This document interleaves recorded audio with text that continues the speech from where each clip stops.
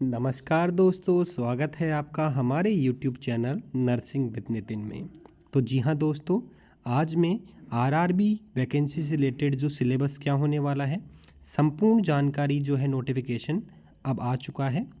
अब मैं आपको इस वीडियो के अंदर तमाम जो भी जानकारी रेलवे रिक्रूटमेंट बोर्ड के द्वारा जो आरआरबी की नर्सिंग ऑफिसर की वैकेंसी है, या फिर बात की जाए अदर जो पैरामेडिकल स्टाफ की जो वैकेंसी है उसके रिलेटेड सभी प्रकार की जानकारी मैं आपको देने वाला हूं। क्या फॉर्म फीस रहेगी, कि कितनी सीटें, कौन से जोन में अंदर कितनी सीटें रखी गई है, उसकी जानकारी भी मैं आपको दे दूंगा। और इसका PDF आपको हमारे टेलीग्राम चैनल ग्रुप पे मिल जाएगा, जिसका लिंक डिस्क्रिप्शन में दिया हुआ है। तो आशा करता हूँ आपको मेरी वीडियो पसंद आएगी। चलिए शुरू करते हैं। Government of India ministry of railways के अनुसार, रेलवे रिक्रूटमेंट बोर्ड के अनुसार जो नर्सिंग ऑफिसर की वैकेंसी है उससे रिलेटेड ये संपूर्ण PDF होने वाला है। अब बात करते हैं कि जो वैकेंसी है वो क्या है। Government of India ministry of railway recruitment board के अनुसार जो नोटिस है, वेरियस पोस्ट जो पैरामेडिकल पोस्ट है, ठीक है, उसके बारे में, नर्सिंग ऑफिसर के पोस्ट है उसके बारे में ये PDF होने वाला है। आपकी जो फॉर्म भरने की जो तिथि होने वाली है वो 17/8/2024 यानी कि 17 अगस्त 2024 से आपके जो नर्सिंग ऑफिसर, नर्सिंग सुपरिटेंडेंट जिसको बोला जाता है, उसके फॉर्म भरे जाना चालू होंगे। अब बात की जाए क्लोजिंग डेट क्या होने वाली है, तो 16 सितंबर 2024 को आपके फॉर्म फिल करना बंद हो जाएंगे, यानी कि लगभग आपके पास 1 महीने का समय अभी बचा हुआ है। अब बात करते हैं कि जो वैकेंसी है उसके अंदर किस प्रकार के तरीके से फॉर्म भरे जाएंगे। तो ऑनलाइन मोड के अनुसार ही आपके सारे फॉर्म फिल होंगे, किसी भी प्रकार का ऑफलाइन मोड के द्वारा कोई भी फॉर्म नहीं भरे जाएंगे। अब बात करते हैं टोटल पोस्ट की। तो नर्सिंग सुपरिटेंडेंट की बात करें तो लेवल 7 का पे होने वाला है। इनिशियल जो पे होगा वो 44,900 होगा। और आपकी मेडिकल स्टैंडर्ड की बात की जाए तो C1 स्टैंडर्ड होगा मेडिकल का। और बात की जाए एज लिमिट, तो 20 साल से लेकर 43 साल के जो भी व्यक्ति हैं, स्टूडेंट हैं, वो इस फॉर्म को फिल कर सकते हैं। और लास्ट जो, अब बात करते हैं टोटल वैकेंसी की। टोटल वैकेंसी की बात की जाए तो टोटल वैकेंसी जो होने वाली है वो 713 पोस्ट इसमें रहने वाली है। अब बात करते हैं नेक्स्ट क्या इंपॉर्टेंट चीज़ है। इंपॉर्टेंट इंस्ट्रक्शन की बात की जाए तो ये सभी प्रकार के तमाम इंस्ट्रक्शन आपको दिए गए हैं। मैं आपको इस PDF के अंदर, इस वीडियो के अंदर तमाम जो भी इम्पोर्टेंट एस्पेक्ट है उसके बारे में बता दूंगा, ठीक है। बाकी जो भी पूरा PDF है वो हमारे टेलीग्राम ग्रुप पे मिल जाएगा। अब बात की जाए इम्पोर्टेंट इंस्ट्रक्शन की, तो जो online exam, online filling exam होगी, वो आपके जो फॉर्म भरे जाएंगे वो ऑनलाइन मोड के अनुसार भरे जाएंगे। और इसके अंदर तमाम प्रकार की जो भी एलिजिबिलिटी है, क्राइटेरिया है, वो ऑनलाइन मोड के द्वारा ही आपके फिल किए जाएंगे। अब आरआरबी की वेबसाइट पर जाकर आप इस पोस्ट के बारे में जान सकते हैं और फॉर्म को भर सकते हैं। अब बात की जाए इम्पोर्टेंट जो फिट मेडिकल सर्टिफिकेट जो भी कैंडिडेट्स है उसके बारे में जानकारी आपको दे दी जाएगी। एज लिमिट की बात की जाए तो 1/1/2025 दिया गया है।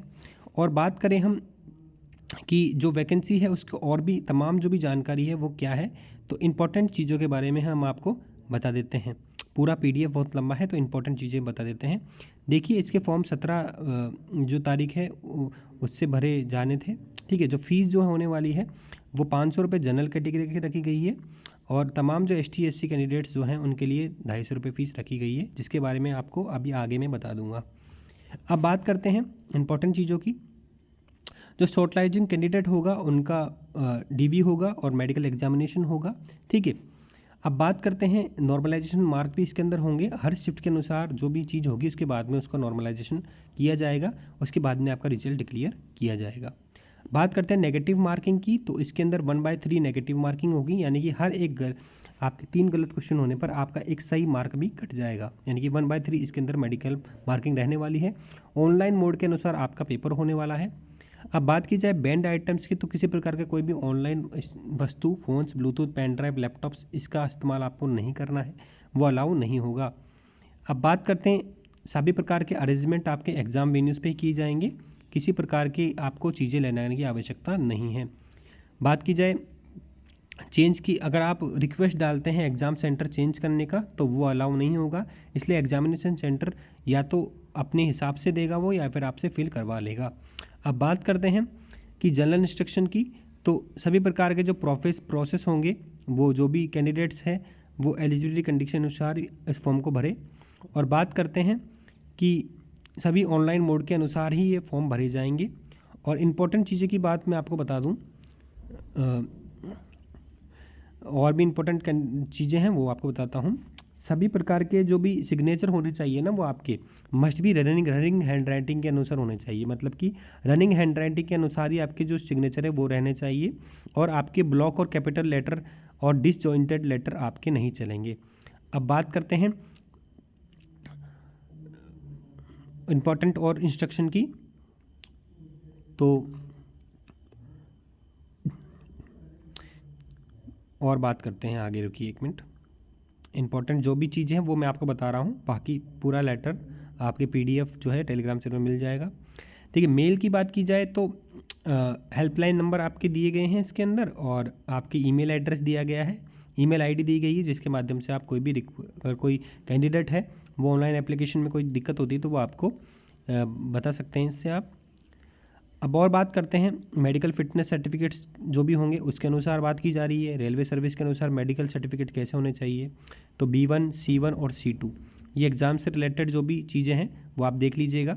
ठीक है, अब इम्पोर्टेंट बात करते हैं नेशनलिटी क्या होनी चाहिए। इंडिया की होनी चाहिए, नेपाल की हो सकती है, या फिर भूटान की भी हो सकती है। तिब्बतन रेफ्यूजी के लिए भी सीट्स रखी गई है। और भी चीज़ें हैं ये आप देख लीजिएगा। इंपॉर्टेंट चीज़ें बता रहा हूँ मैं। एज लिमिट की बात की जाए तो जो आपकी अपर एज लिमिट जो होगी वो पर्टिकुलर पोस्ट के अनुसार विल बी रिकॉग्ड ऑन 1/1/2025। और डेट ऑफ बर्थ की बात की जाए तो आपके डेट ऑफ बर्थ की बात की जाए तो मैंने आपको बता दिया था डेट ऑफ बर्थ में क्या है।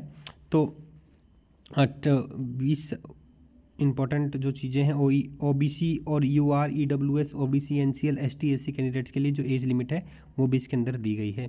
3 साल का एज रिलैक्सेशन दिया गया है कोविड पैंडेमिक के अंदर जो भी रेलवे के जो पार्टिसिपेट किया था उनके लिए। या फिर बात की जाए ये 3 साल का जो पैरामेडिकल पोस्ट के अनुसार भी 3 साल का एज रिलैक्सेशन दिया गया है। ठीक है, अब बात करते हैं आपकी कम्युनिटी कैटेगरी की। तो ST SC कैंडिडेट के लिए 5 साल का एज रिलैक्सेशन दिया गया है, OBC के लिए 3 साल का, एक्स सर्विसमैन के लिए अलग से 3 साल का। ये सभी मैंने आपको पिछली वीडियो के अंदर बता दिया था। तो इंपॉर्टेंट चीज़ों के बारे में अब बात करेंगे। ठीक है, अब बात करते हैं एजुकेशनल क्वालिफिकेशंस की। तो ऑनलाइन मोड के अनुसार आपका फॉर्म भरा जाएगा और रिकॉग्नाइज्ड यूनिवर्सिटी के अनुसार आपका होना ज़रूरी है। ठीक है, जो भी आपके नर्सिंग आपने की है। अब बात करते हैं एग्जामिनेशन फ़ीस की। तो आपकी एग्जामिनेशन फ़ीस जो रहेगी वो 500 रुपये रहेगी कैंडिडेट्स के लिए। ठीक है, और 250 रुपये रहेगी ST SC कैंडिडेट और ex serviceman candidate, PWD, female transgender, minorities, backward class, उनके लिए क्या होगा 250 रुपये फ़ीस रहने वाली है। और CBT अनुसार ही आपका पेपर होगा, ऑनलाइन एग्जाम रहेगा। मोड ऑफ फ़ी पेमेंट की बात की जाए तो ऑनलाइन मोड से आपका फ़ी पेमेंट होगा, UPI के माध्यम से आप पेमेंट कर सकते हैं। ऑनलाइन मोड के थ्रू ही आपका पेमेंट एक्सेप्ट किया जाएगा। अब बात करते हैं माइनर की एफिडेविट, जो माइनॉरिटी वाला है वो उसको एफिडेविट की आवश्यकता पड़ेगी, तो एफिडेविट बनवा लीजिएगा। ठीक है, अब बात करते हैं इकोनॉमिक की बैकवर्ड क्लास वाले EBC वालों के लिए। तो उनका जो इनकम होनी चाहिए वो 50,000 के लगभग, उससे ज़्यादा नहीं होनी चाहिए। फैमिली इनकम लेस देन 50,000 होनी चाहिए, वो एलिजिबल हो पाएंगे। तो ये सब चीज़ें हैं जो भी इंपॉर्टेंट चीज़ें आप देख लीजिएगा। अब बात करते हैं और भी इंपॉर्टेंट चीज़ों की। तो बेसिकली इंपॉर्टेंट चीज़ों की EWS कैंडिडेट सभी से हॉरिजॉन्टल रिजर्वेशन क्या है वो आप सब पढ़ लीजिएगा। मैं इंपॉर्टेंट चीज़ों के बारे में बता देता हूँ। और भी बात करते हैं इंपॉर्टेंट, ऑनलाइन मोड के थ्रू एग्जाम होगा, ये सभी को पता है। The question paper of single state CBT will be 90 minutes, duration of 100 question. यानी कि आपके द क्वेश्चन पेपर जो होगा आपका ऑनलाइन मोड के थ्रू होगा और सिंगल स्टेज यानी कि एक ही स्टेज के अंदर पेपर होगा ये। ठीक है, 90 मिनट दिए जाएंगे आपको और उसके अंदर आपको क्वेश्चन जो होंगे वो 100 क्वेश्चन करने होंगे। और 120 मिनट फॉर PWBD कैंडिडेट्स, यानी कि आपके जो PWBD कैंडिडेट है उनके लिए 120 मिनट यानी कि 2 घंटे का समय दिया जाएगा और आपके 1.5 घंटे का समय दिया जाएगा नॉर्मल कैंडिडेट्स के लिए। और एक ही शिफ्ट के अंदर पेपर इसमें रखा गया है, एक ही स्टेज के अंदर। और 90 मिनट के अंदर आपको 100 क्वेश्चन इसमें करने होंगे, यानी कि 90 मिनट के अंदर आपको 100 क्वेश्चन इसके अंदर करने होंगे। और PWBD कैंडिडेट्स के लिए आपको 120 क्वेश्चन किए जाएंगे। अब बात करते हैं क्वेश्चन पेपर्स की। तो क्वेश्चन पेपर आपके अंदर मल्टीपल चॉइस क्वेश्चन होंगे, यानी कि एक क्वेश्चन के अंदर आपको 4 ऑप्शन मिलेंगे और 4 ऑप्शन में आपको करेक्ट आंसर पे 1 नंबर दिया जाएगा और गलत 3 क्वेश्चन करने पर आपका 1 सही मार्क भी काट दिया जाएगा। सीबीटी ऑनलाइन एग्जाम होगा आपका, पेपर के अनुसार सीबीटी एग्जाम होने वाला है। अब बात की जाए सिलेक्शन वाइज मार्क्स की, तो सेकंड वाइज नंबर की बात की जाए तो क्वेश्चन जो होंगे इसके अंदर पर्सनैलिटी एबिलिटी के 70 क्वेश्चन लिखे जाएंगे और 70 नंबर के ही आंसर किए जाएंगे। जब जनरल अवेयरनेस की बात की जाए तो 10 क्वेश्चन होने वाले हैं और 10 मार्क्स आपको मिलेंगे।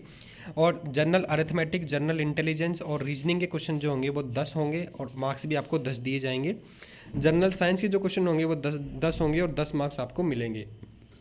इस तरीके से आपके जो 100 क्वेश्चंस होंगे और 100 ही आपको मार्क्स इसके दिए जाएंगे।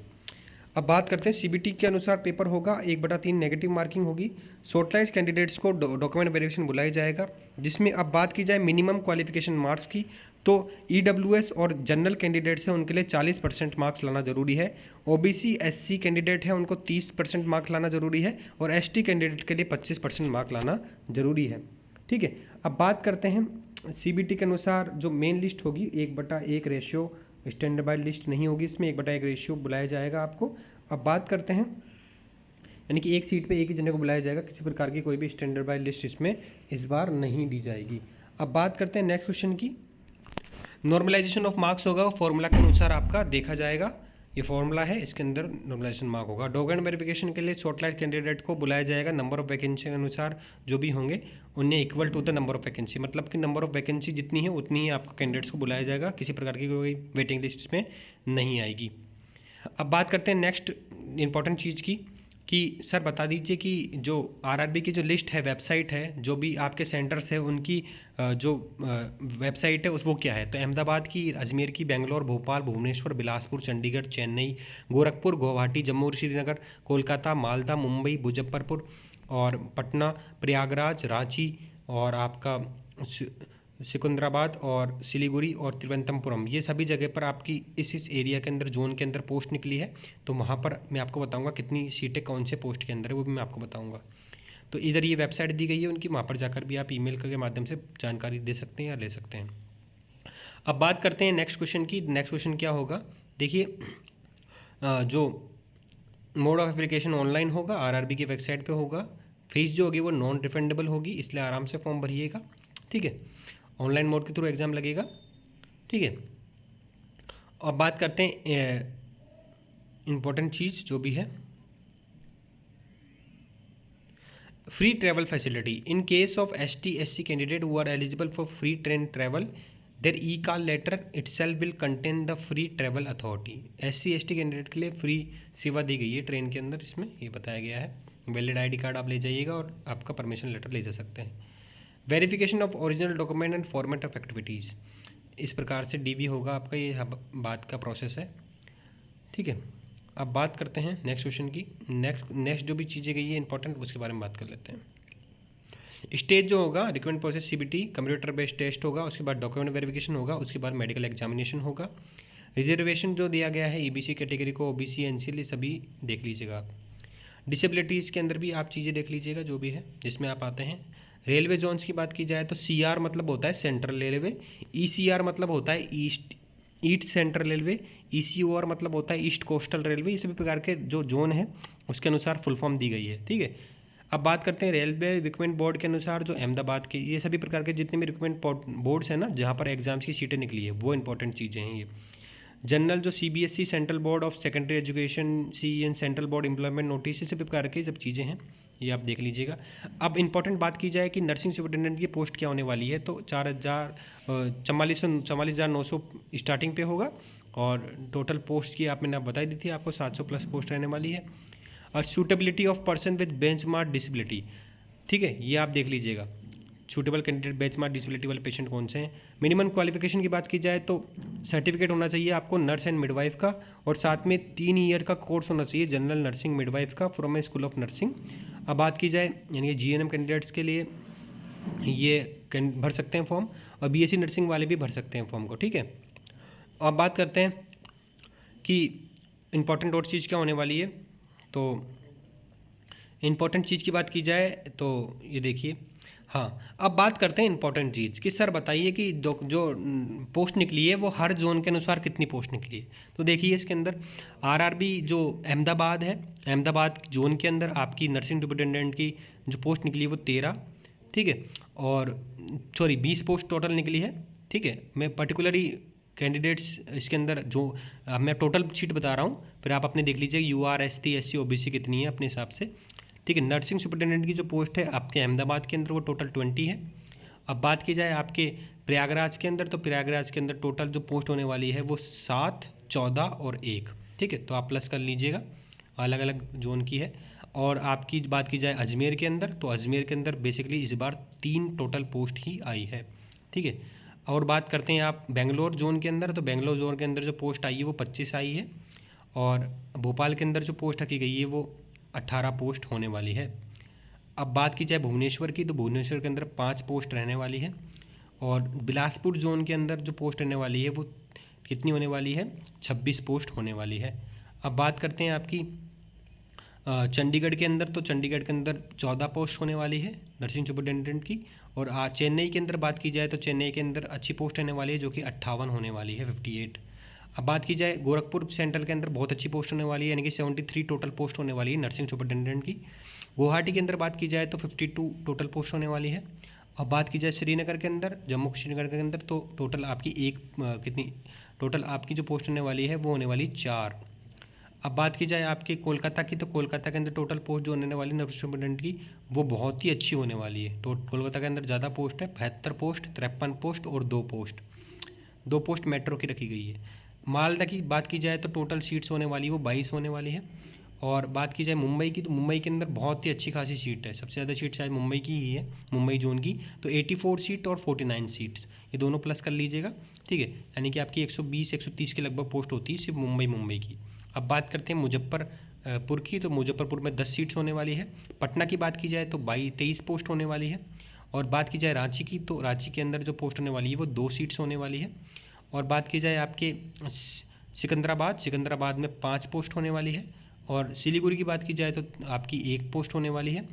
और बात की जाए तो ये आपके जो टोटल सीटें थी उसके बारे में मैंने आपको बता दिया। ये सभी प्रकार की सीटें हर जोन के अनुसार आप जोन के हिसाब से आप सीटें भर सकते हैं। बात की जाए आपके नर्सिंग सुपरिटेंडेंट की सिलेबस क्या होने वाला है, तो नर्सिंग सुपरिटेंडेंट के लिए सिलेबस जो होने वाला है वो एनाटॉमी आएगी, आपकी फिजियोलॉजी आएगी, न्यूट्रिशन आएगी, बायोकेमिस्ट्री आएगी, नर्सिंग फाउंडेशन आएगा, साइकोलॉजी आएगी, माइक्रोबायोलॉजी आएगी, सोशियोलॉजी आएगी, pharmacology, pathology, genetics, medical surgical nursing, ठीक है, जीरियाट्रिक्स नर्सिंग, जो community health nursing, child health nursing, mental health nursing, midwifery and obstacle nursing, nursing research, statics, management of nursing services and education. और इसके साथ में जो भी आपके नॉन नर्सिंग भी जो मैंने आपको बता दी थी वो भी आएगी। अब बात करते हैं इंपॉर्टेंट जनरल अर्थमेटिक के अंदर कौन कौन सी जो भी चीज़ें हैं। इसके अंदर आपके कॉमन होगी ऑल पोस्ट, जो नॉन नर्सिंग उसके अंदर क्या आएगा, अर्थमेटिक के अंदर नंबर सिस्टम, बोर्डमास का नियम, decimal, fraction, LCM, HCF, ratio, proportion, percentage, mensuration, time and work, time and distance, simple and compound interest, profit and loss, algebra, geometry, trigonometry, elementary statistics, square root, age calculation, calendar, clock, pipes, cistern. Reasoning के अंदर आपकी ये सब देख लीजिएगा, जो भी है सभी को बोलना ज़्यादा लंबा वीडियो हो जाएगा। जनरल अवेयरनेस के अंदर भी आपकी जो चीज़ें देख लीजिएगा। जनरल साइंस के अंदर फिजिक्स, केमिस्ट्री, लाइफ साइंसेस, ये सब चीज़ें आएंगी। अब ये फॉर्मेट है कास्ट सर्टिफिकेट का, जो कि एसटी कैंडिडेट है उनके लिए कास्ट सर्टिफिकेट का ये फॉर्मेट है, इस हिसाब से आपको देख लेना है। अब बात की जाए आपके ओबीसी एनसीएल सर्टिफिकेट, वो भी एक प्रकार का ओबीसी एनसीएल सर्टिफिकेट आपके लिए होगा। अब बात की जाए आपका डिक्लेरेशन सर्टिफिकेट जो भी है वो ये है बैकवर्ड क्लास के लिए। अब बात करते हैं आपके इनकम सर्टिफिकेट ईडब्ल्यूएस वालों के लिए भी ये वाले प्रकार का आपको बनवा देना है। अब बात कर जाते हैं इनकम सर्टिफिकेट ईबीसी के लिए, वो ये है। अब बात की जाए डिक्लेरेशन सर्टिफिकेट माइनॉरिटी कैंडिडेट्स के लिए, वो ये है। अब बात की जाए फॉर्म फिल जो डिसेबिलिटी के लिए, वो ये फॉर्मेट है, ठीक है। और मल्टीपल डिसेबिलिटीज़ के लिए ये वाला है। और बात की जाए जो भी डिसेबिलिटी सर्टिफिकेट, ये भी एक प्रकार डिसेबिलिटी सर्टिफिकेट है, वो आप देख लीजिएगा, ठीक है। अंडरटेकिंग सर्टिफिकेट ये वाला है, ठीक है। अब बात कर लेते हैं आप डिक्लेरेशन ऑफ एक्स सर्विसमैन के लिए, ये वाला फॉर्मेट है। तो ये आपकी पोस्ट थी जिसमें आपको बता दिया मैंने पूरा टोटल कि कितनी क्या पोस्ट रहने वाली है, कैसे रहने वाला है, पूरा जो डॉक्यूमेंट का प्रोसेस रहेगा वो मैंने आपको बता दिया। तो ये हमारी वीडियो थी जिसके अंदर हमने तमाम प्रकार की जो भी चीज़ें थी वो मैंने आपको बता दी, क्या फीस रहने वाली है, क्या सिलेबस रहने वाला है, सब कुछ मैंने आपको बता दिया है। तो आशा करता हूँ आपको वीडियो पसंद आएगा, काफ़ी मेहनत लगी है इसको बनाने में, तो वीडियो लाइक तो बनता है और सब्सक्राइब तो बनता है दोस्तों।